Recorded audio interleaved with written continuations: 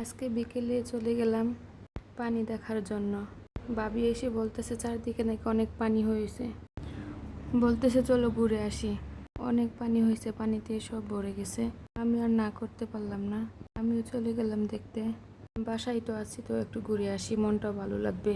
আমরা চারজন মিলে চলে গেলাম। এদিকে অনেক পানি হয়েছিল, 2 দিনের রোদে অনেকটা শুকিয়ে গেছে পানি। এটা ছোট্ট একটা খালের মতো, সবসময় পানি থাকে। আমার কাছে এই রাস্তাটা অনেক ভালো লাগে। আমার প্রায় সময় এই রাস্তা দিয়ে যাওয়া হয়। যখন বাসায় ভালো লাগে না একা একা, তখন আমি চলে যাই এই রাস্তায়। এদিক দিয়ে কিন্তু ট্রেনের রাস্তাও আছে, ট্রেনও যায়। ভাগ্যবশত আজকে আমাদের সময়টা মিলে নাই, তাই তো আর ট্রেনটি দেখতে পারলাম না।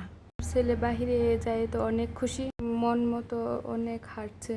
বাইরে গেলে অনেক খুশি হয়। তাকে ভাবি অনেক হাঁটাচ্ছে আর হাসাচ্ছে। তো মহা খুশি পানি দেখে। এই রাস্তাটা আগে আরো অনেক সুন্দর লাগছে, এখন তো নতুন মাটি উঠাইছে, তেমন একটা কেমন জানি লাগে। চারদিকে ঘাস হয়তো আরো অনেক ভালো লাগবে। এই পুরো এলাকায় পানি দিয়ে ভরে গেছিল, আমি ছাদ থেকে দেখতাম যে অনেক পানি।